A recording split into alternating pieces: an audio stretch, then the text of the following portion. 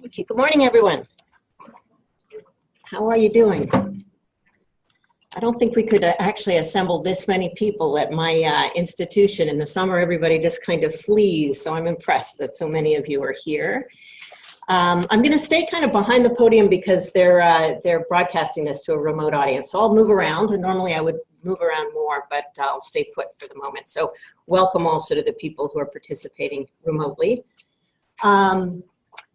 So when I was kind of a shy, awkward 10-year-old, I did a musical recital with my little sister where I was playing the piano and she was playing the violin, and we were playing a duet together. And halfway through the piece, I went completely blank. I couldn't remember any of the notes. I was frozen. And I sat there kind of stricken through the rest of the piece while my sister finished it beautifully. And when we were done, I kind of slunk off stage while all of these old women in the audience congratulated her, and I felt like I was going to melt into the ground. And I think that is the moment that I sort of trace back my fear of public speaking. So when Janice introduces me as a good public speaker, I'm like, oh no, I'll never live up to that. But it's also where I sort of trace my fascination with public speaking, with sort of what makes people good at this. You know, what makes the difference between an effective, motivating, engaging presentation and one that isn't. So I got very, very interested in kind of what makes it work for the people for whom it works. And when my department heads asked me to put together this talk, I really took it as an opportunity to learn sort of what is the magic of TED Talks? What makes it work? And how can you kind of bottle that magic and use it if it doesn't come to you naturally? So that's my goal in this talk, is to really try to extract TED Talk principles and think about how we can use them in ordinary presentations to make those presentations better and our own speaking more effective.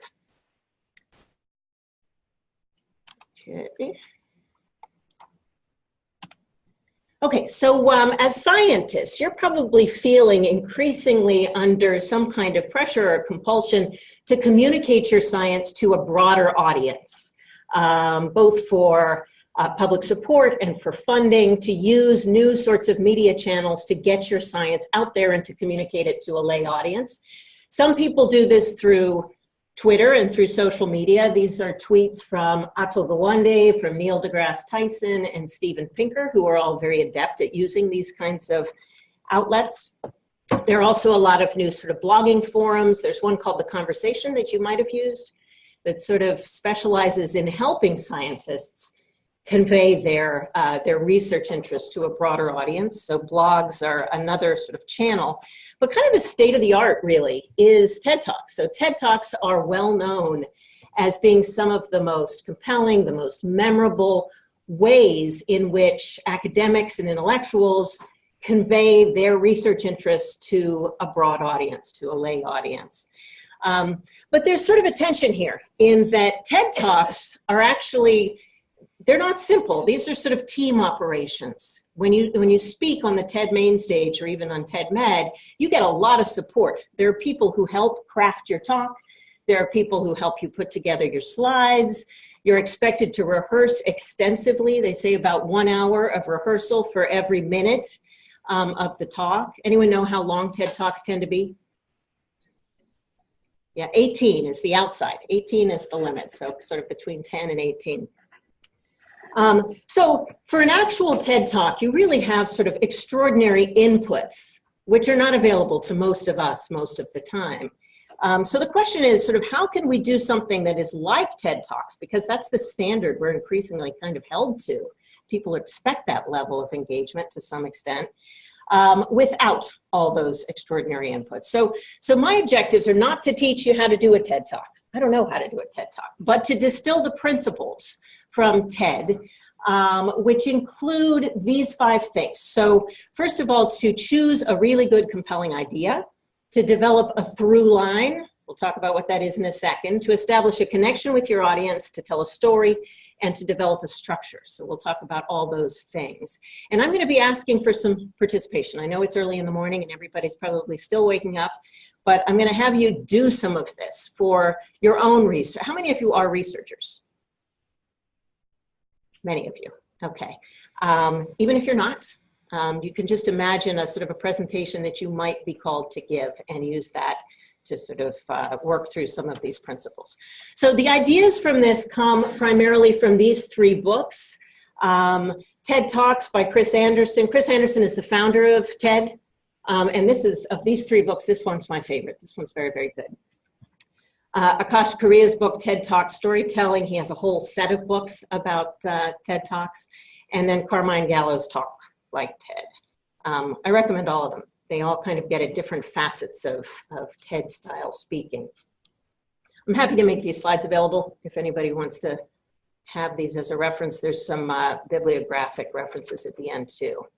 Okay, so let's start with an idea. So all TED Talks begin with a compelling idea. So thinking about what that idea might be is helpful.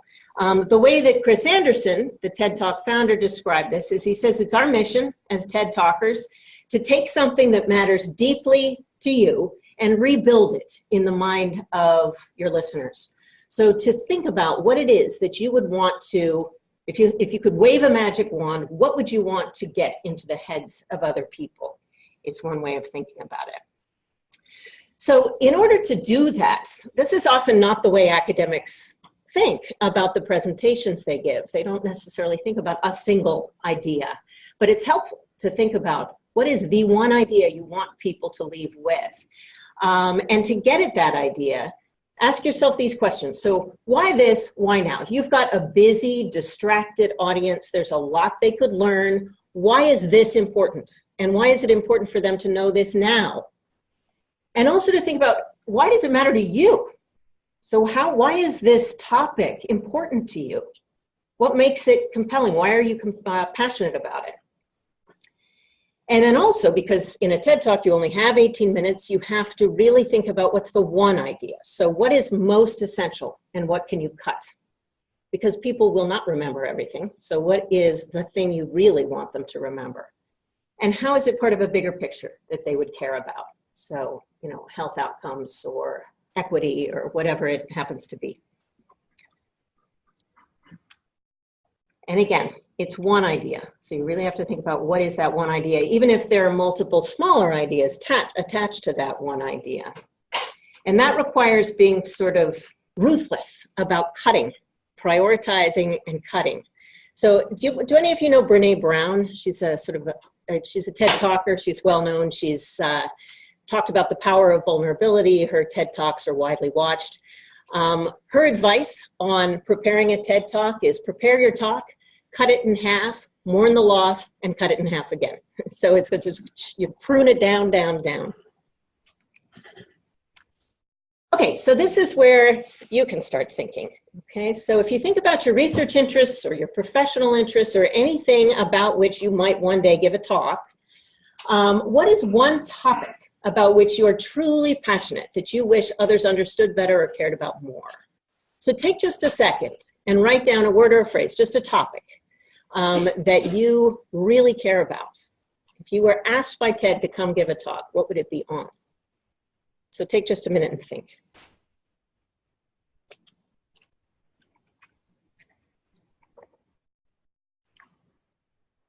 Okay, who has something they're willing to share? What brave souls willing to speak up early on a Thursday morning? Yeah. I wrote down the difference between hospice and diagnosis. Oh, see, I want to go to that talk because I don't know the difference. So good. Who else? Come on. One more. Yeah. Not everyone is at the top of their game at all the time. Ah, not everyone is. Okay, that's getting to through line, which is coming up next because you have the whole idea figured out. Any other topics that you'd love for other people to understand better or care about more?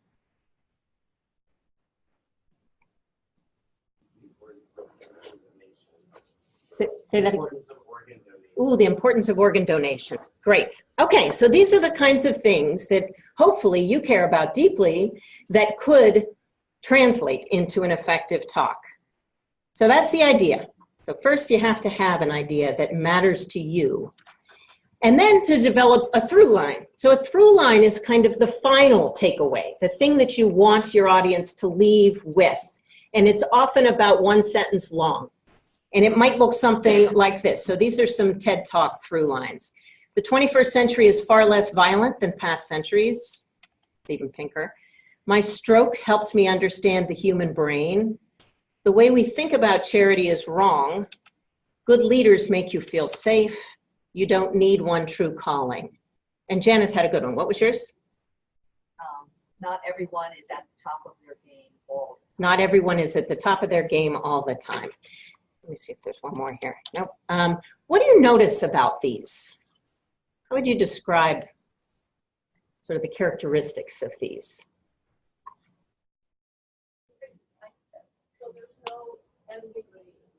Okay, they're definitive statements, right? Good, they're decisive. What else about them? They're counterintuitive, right? Like how many of us would think the 21st century is far less violent than past? It doesn't feel like that. So yeah. Okay, so an answer to a question. Yeah, that's interesting. I hadn't thought about that, but yes, so it raises a question and then it answers it. Anything else you notice? There's some personal. There's some me. Yep, which is often not part of scientific parlance, but it's personal, right? You put yourself in there. My stroke. Yeah. They're complete sentences. They are complete sentences, exactly. So it's not just a phrase or an idea, it's a thought. Yeah. It feels summative, like somebody made an argument and then concluded that Exactly. they're reviewing all the stats. Right, this is where you end, right? Except in TED Talks, this is often where you begin. You begin with the end. And it's even sometimes in the title of the talk. So you notice here, you smell with your body, not just your nose, is the title of this talk, but it's also where the talk is going. Or your brain hallucinates your conscious reality. So TED Talks often begin with the end. They begin with the through line. So if you think about it, as researchers and academics, we often go in the opposite direction. That we often begin with background, context, then we add more details or evidence, and then we conclude with our sort of final conclusion. And for the public, you know, when you're giving a talk to the public, it's actually flipped on its head, where you begin with the bottom line, and then you answer the so what, and you provide the details to get people to where you started. So to help them get to the same endpoint that you began with. So it is a way of sort of flipping the structure of a talk on its head.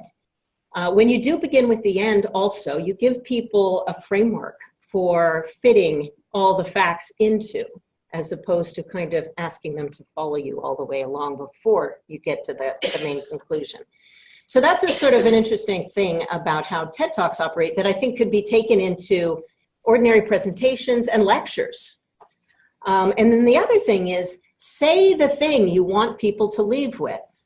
This is something I've noticed working in faculty development for a lot of years, is in lectures, often as faculty, we don't say the one most important thing because it's too obvious to us. We expect students to intuit it. And so I think that one of the lessons from TED is say it. Say the thing you want people to leave the talk with. Okay, so you have an idea written down. See if you can develop that into a through line of 15 words or less, a sentence. So what is the takeaway about the difference between palliative care and hospice, or you know, the fact that people can't always be at their best? What is the one sentence takeaway? So take a minute and write that down. And if you can make it counterintuitive or surprising, that would be great. Okay, anybody got one they're willing to share? One sentence.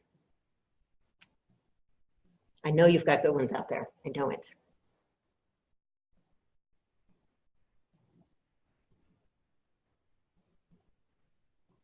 Yes. Give it a shot. Yes. Palliative medicine supports quality of life for the living. Palliative medicine supports quality of life for the living. Nice. So you'd want to learn more about that. Exactly. Who's got another one?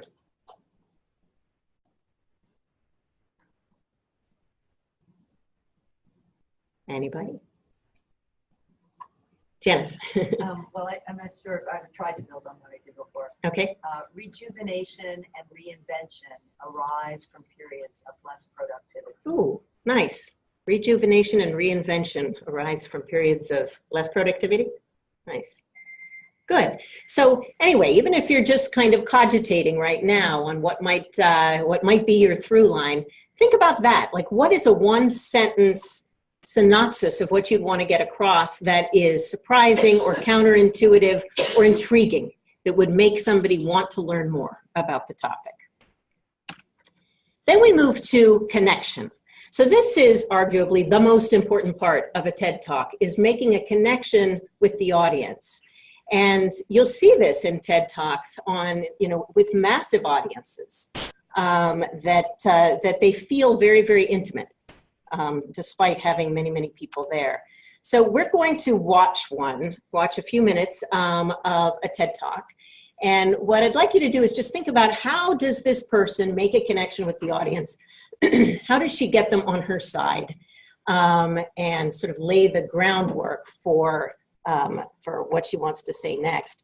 This is Kelly McGonigal, who's a Stanford psychology professor. She wrote the book, The Upside of Stress. And now, I used to have these videos embedded in the presentation, but they weren't running right. So bear with me while I find the video.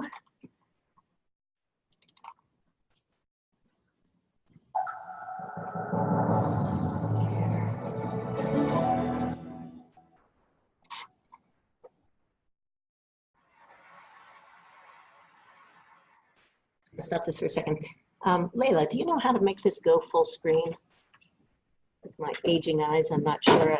Oh, maybe here. There we go. Okay. All right. I have a confession to make.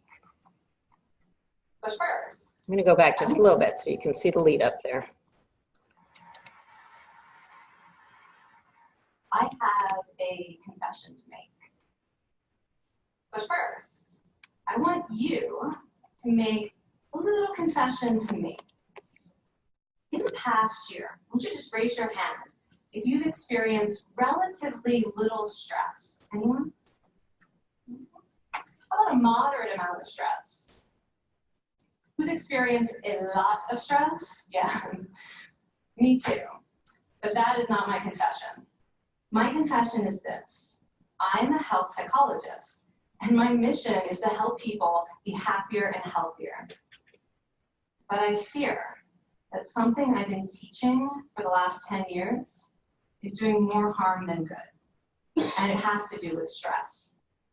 For years, I've been telling people stress makes you sick. It increases the risk of everything from the common cold to cardiovascular disease. Basically, I've turned stress into the enemy. But I've changed my mind about stress. And today, I want to change yours. So, I really can't see anything without my glasses these days. So what did you notice her doing? How did she make a connection with the audience? How did she lower their defenses? How did she get them on her side? This audience response element right at the beginning, so everyone suddenly pays attention to they're supposed to interact with her. Yep, so she asks questions, she gets them interacting. Again, in that massive crowd, she got them interacting with her. What else did you notice? Yeah, oops, sorry, right back there.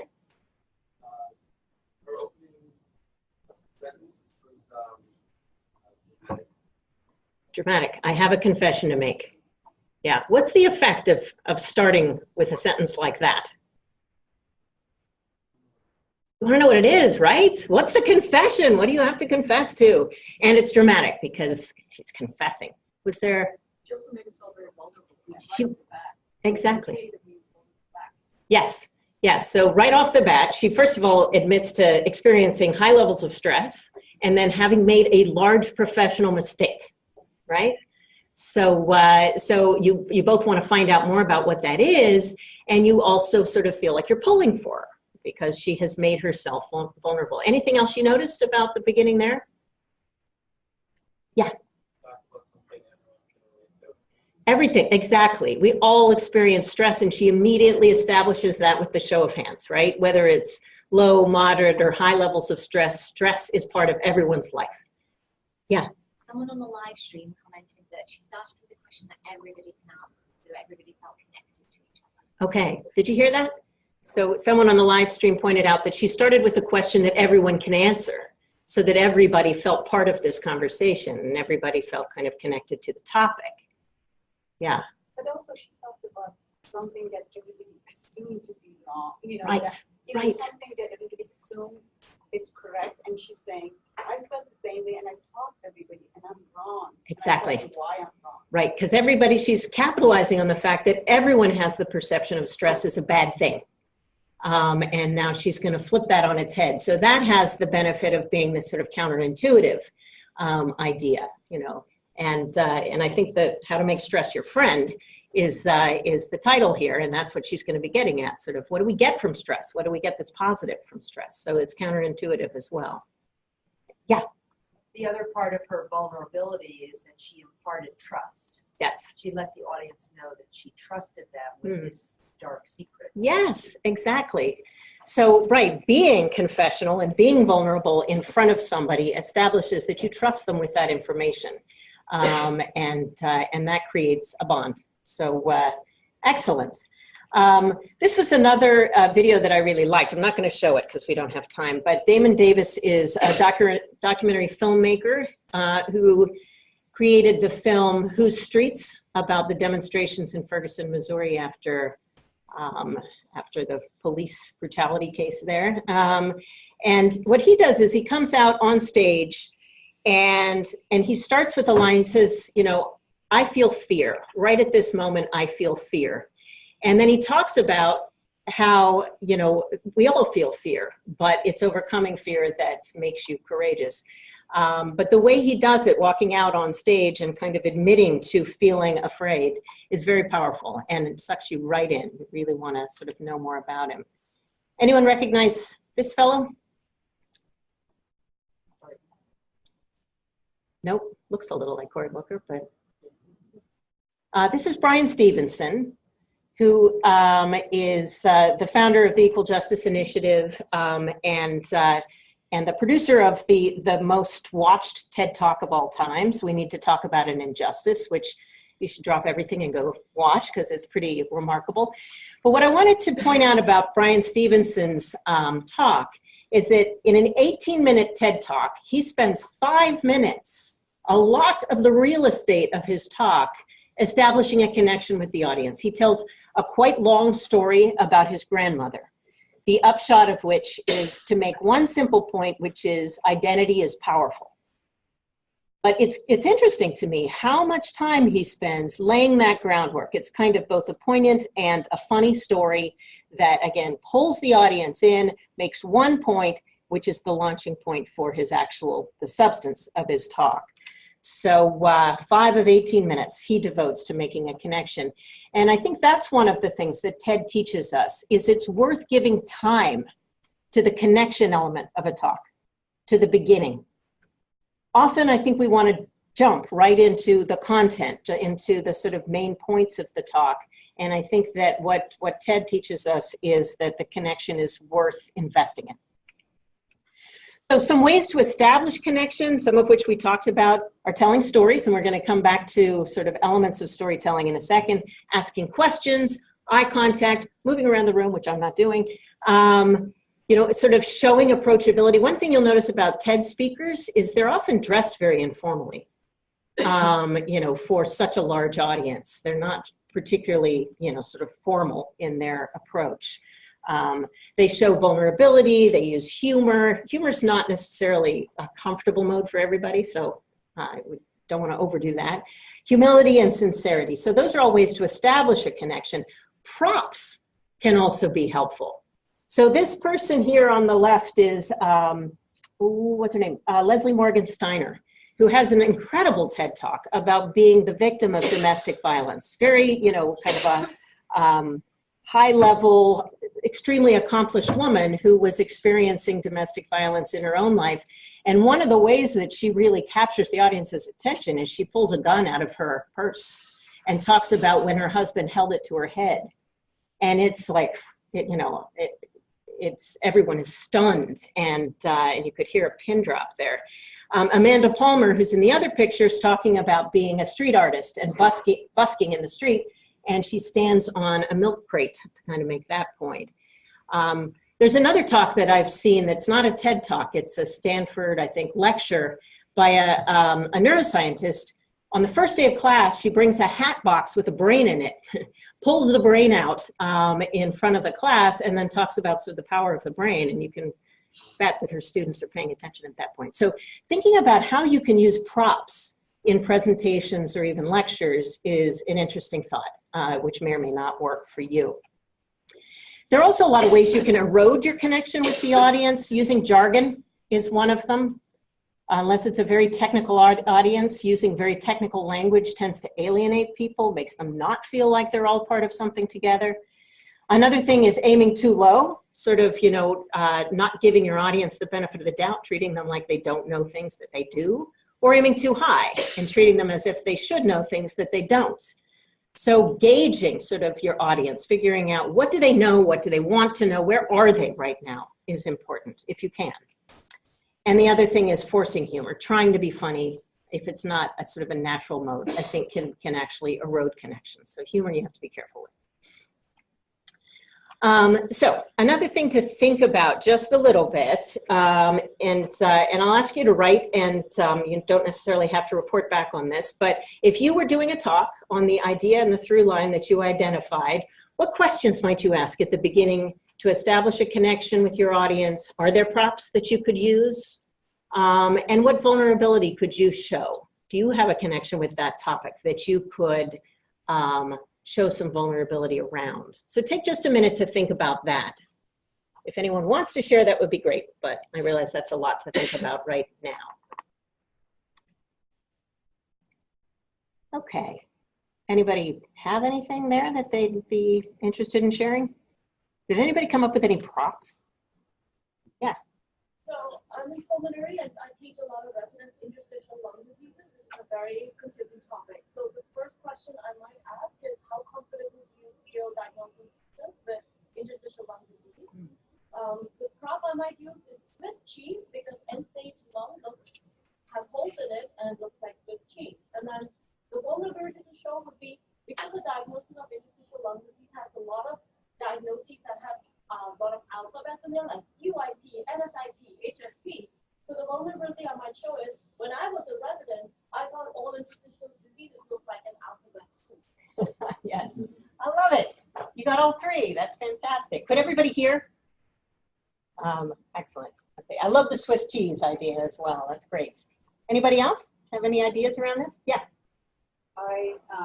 So my interest is in mental health and depression, particularly in older adults, and a lot of lectures and workshops that I work on, goes around that topic. The patient told me something, an analogy of how she felt. She said when she was depressed, it was as if she has, sitting with a garbage bag around her, over her head.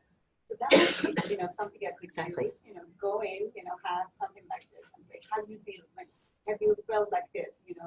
What do you feel if you have a garbage bag over you? Yes. And you can't have any connection with it. So that's wonderful.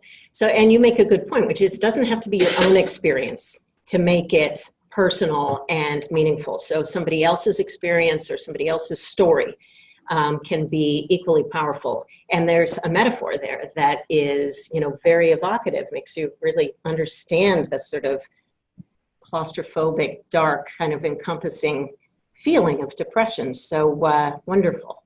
Any last thoughts on this? Anyone else have a prop? For the concept that I talked about, a tape measure. A tape measure. How would you use that?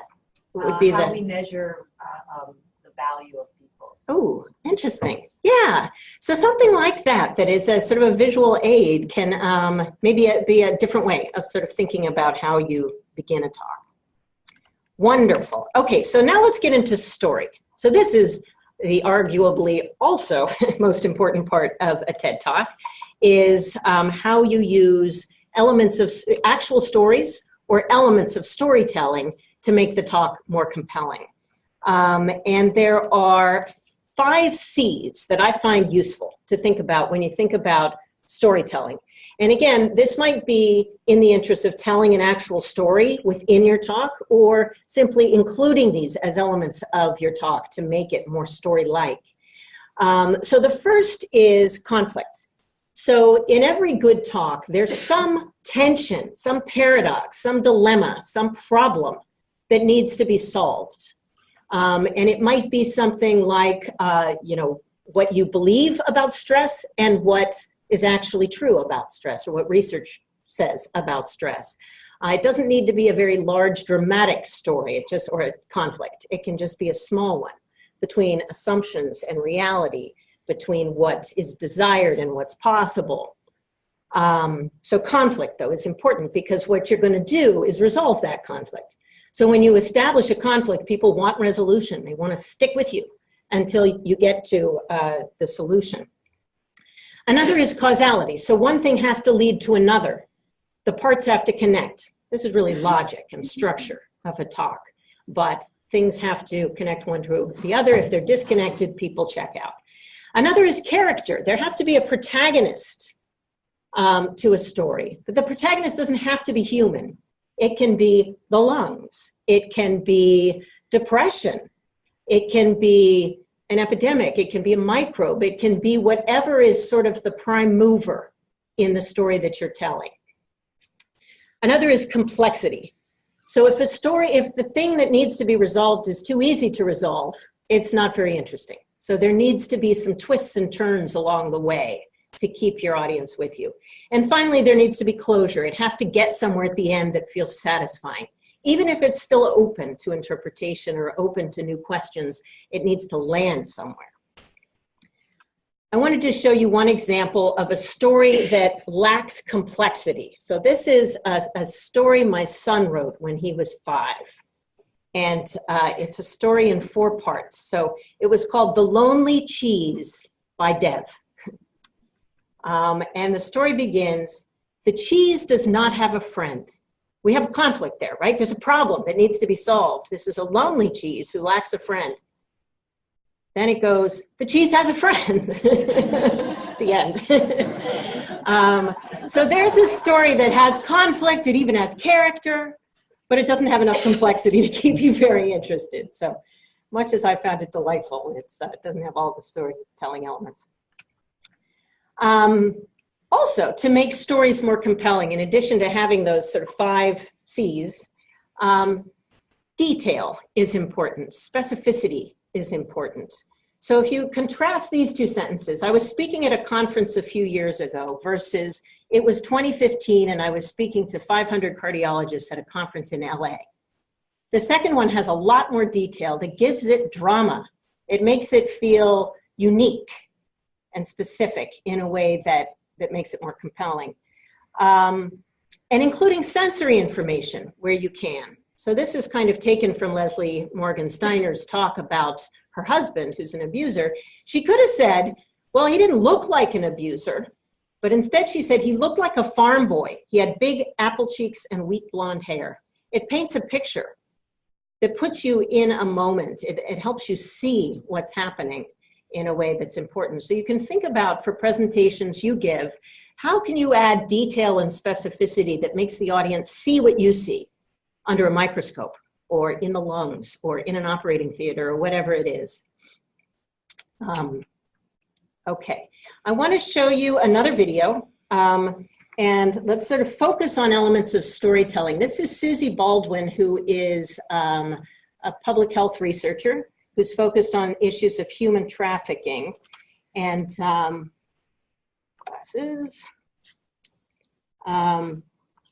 I just want you to kind of pay attention to what elements of storytelling you see here.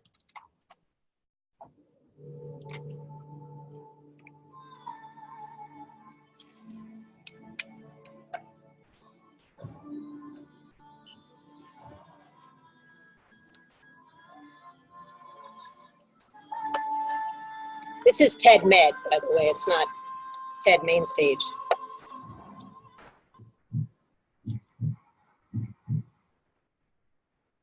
Rafe walked through the doors of the emergency room, clutching his right arm.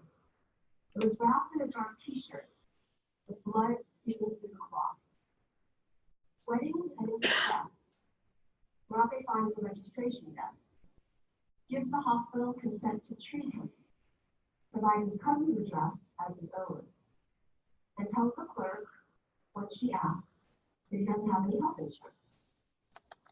A medical assistant, or MA, escorts Rafe to a chair to check his vital signs, speaking with him in Spanish. ¿Cómo se siente? ¿Qué pasó? How are you feeling? What happened? Rafe responds quietly. I had an accident. I was using a chainsaw to cut a tree for my neighbor, and I lost control of the tool. The nurse arrives to assess Rafe's wound and his medical history.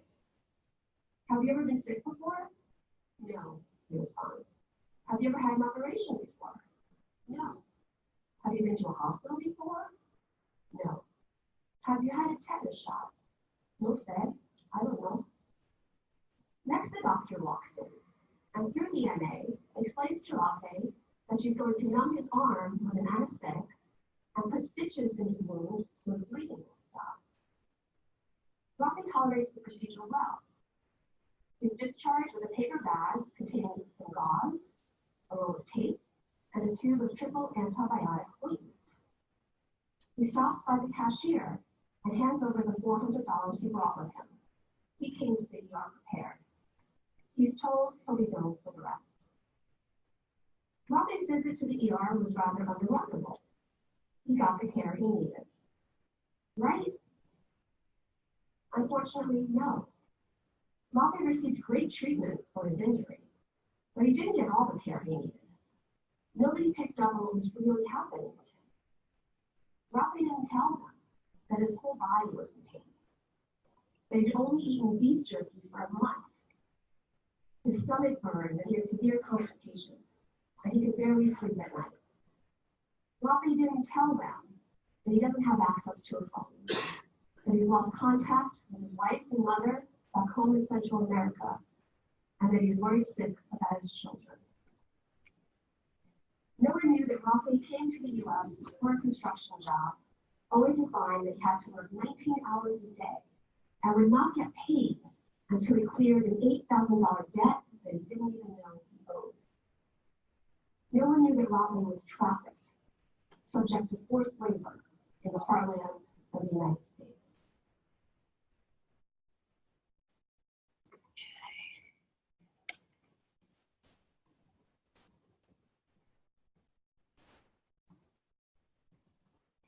So she took quite a bit of time of her talk on that story.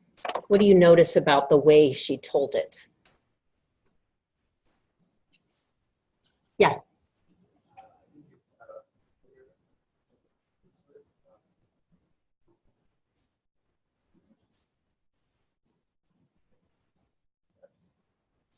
Mm-hmm.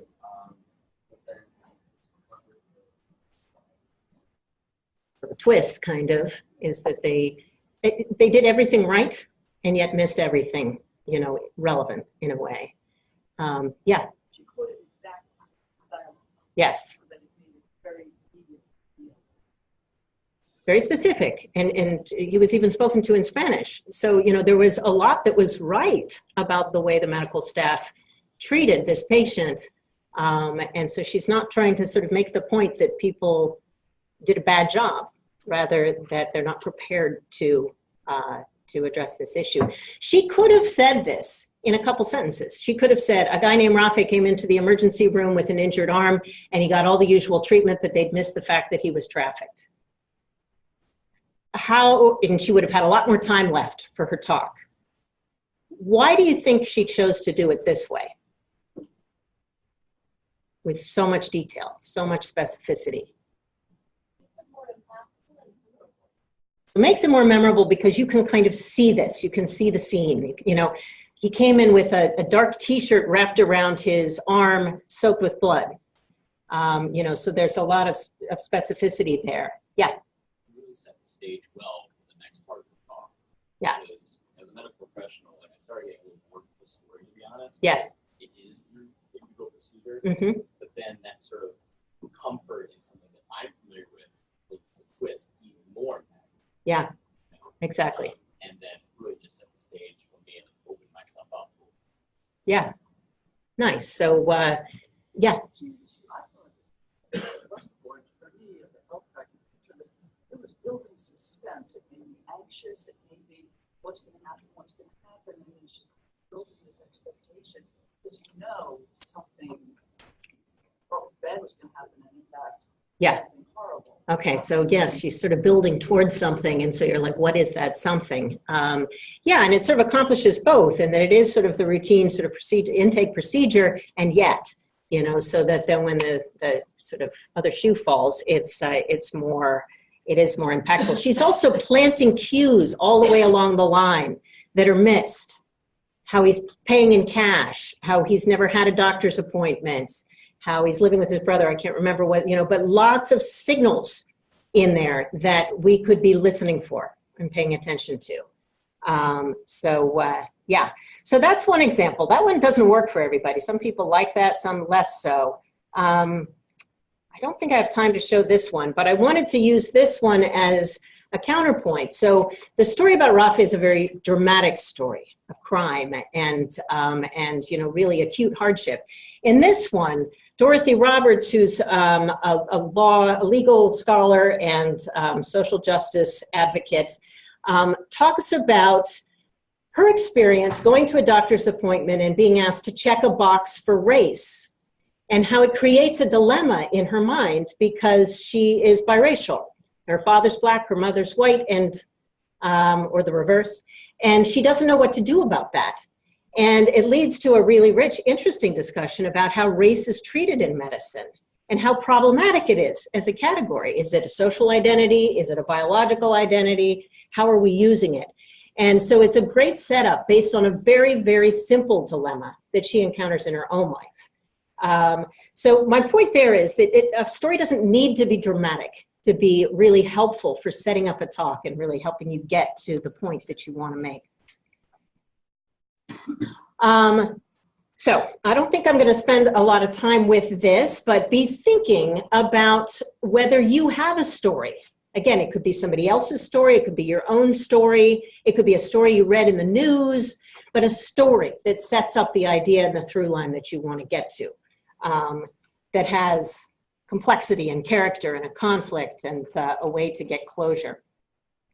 The last thing I want to talk about briefly is structure. So every talk also, every TED Talk has a structure to it. It has a sort of a scaffolding that you can discern.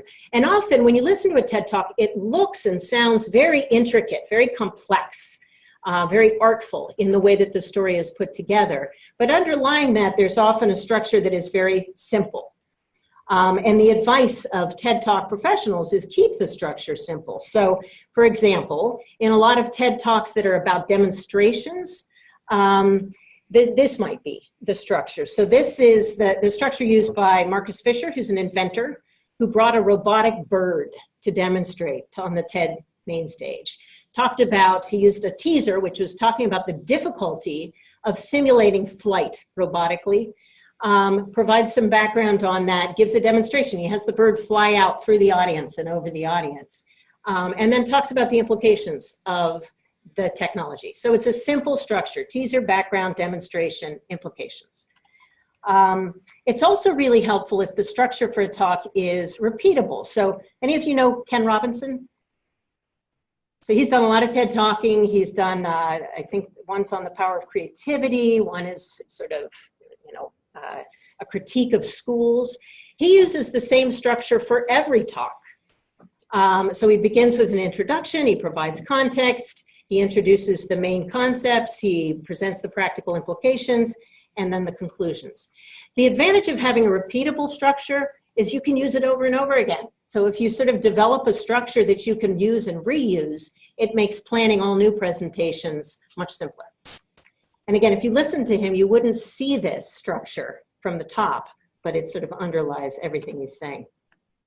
This is one of my colleagues, Brian Primack, who gave a TED Med talk called Staying Healthy Might Be All Fun and Games. And again, very simple structure. He started with an introduction, which was to explain how games and gaming are a multi-million, billion-dollar international phenomenon. They're huge. This is a huge industry. He then goes to an opposing argument, which is to talk about all the bad sides of games. How games can be dangerous and damaging and destructive and, create isolation and one thing or another. But then he gets to his main argument, which is that games can also have a really positive role, and they can be used to improve health outcomes, and he provides examples. And then he concludes by saying games have to be used thoughtfully, but can have this very, very positive effect on health promotion. So again, super simple. It's very entertaining, his talk. It's very well done, but there's just a very simple kind of structure underneath it. So you can be thinking about what is the structure that you use. Actually, one of the best ways to get it sort of structure is to think about the best presentations or lectures you currently give, and then sort of analyze what the structure is of those things and see if it can be repurposed for other kinds of talks. But this helps with the causality component of storytelling, is that one thing leads to another in this very systematic way. Sometimes it's helpful just to break down your talk like this, sort of what are the sections, what's each one of them doing? Okay, so if you think about overall, here's sort of a checklist to think about as you're planning a talk with these TED principles in mind. So does your talk center around a single powerful idea? Does it offer a clear, compelling takeaway? When somebody leaves, are they going to know sort of what they're meant to leave with? And do you start with that idea? And do you make it explicit? Do you say it right out? Do you invest in establishing a strong connection with your audience? Put some time into doing that.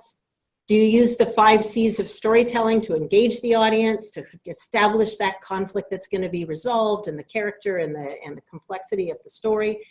And does it follow a simple, repeatable structure that you can use in other talks? So those are sort of the main things that I'd like you to take away as in terms of sort of skills or a checklist of ideas. And I just want to sort of close with the idea that I really think that everybody can be a more effective speaker. I feel like I've learned a lot from simply studying other speakers and the TED kinds of principles here. And that this is something everybody can do better, and that incorporating these principles can help you do better. So I'll close with this quote from Chris Anderson, who's the TED founder. There's an open page and an empty stage waiting for your contribution. So make your contribution. Thank you.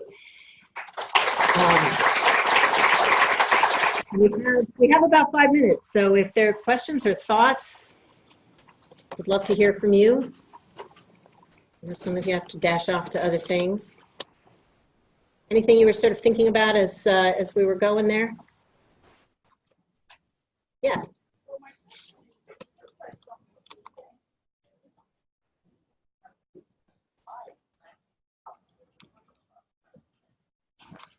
Yeah, and you'll notice with TED Talks, they barely use slides. Very, very, basic. So slides are not, probably when you're giving a technical talk, some level of slides, visual aids are both useful and expected. And I recognize, by the way, that what the culture is of medical scientific presentations is very at odds with this kind of format. You're expected to have slides. The slides tend to be dense. The slides tend to have a lot of graphics and tables and things like that. So reconciling those two cultures could be a little bit tricky. But no, you don't need slides. I use them sort of just as a memory aid, but the TED Talkers, because they rehearse so much, really memorize their talks, which may or may not be feasible for more ordinary talks. Yeah. Any other questions or thoughts? Yeah. Just along that line, I've heard that there are, for certain venues, there is a movement afoot to have, in the context of slides and a talk, slides that capture a visual content that reinforce or echo the points you're making.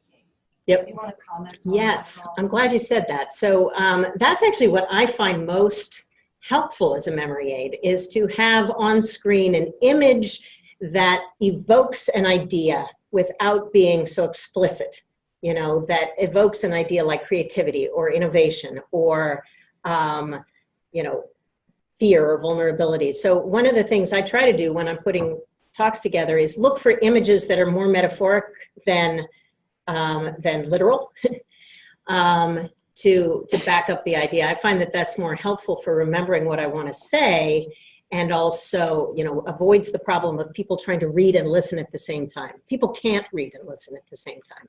So if you give them a lot to read, they're not hearing you. So, but keeping the text very, very limited and using images that are not just explicit, but are evocative, I think is helpful. Terrific. I think we're at time, but thank you so much for coming. Really appreciate it. And good luck.